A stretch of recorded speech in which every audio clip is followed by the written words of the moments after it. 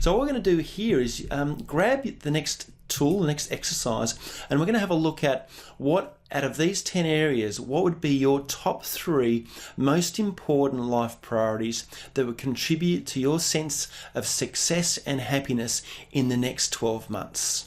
So you're just going to identify what are your top 3 out of these 10 key categories. Now you can do this through process of elimination if you like, where you can just cross out the ones that are least important to you, or you might just naturally know what are your top 3.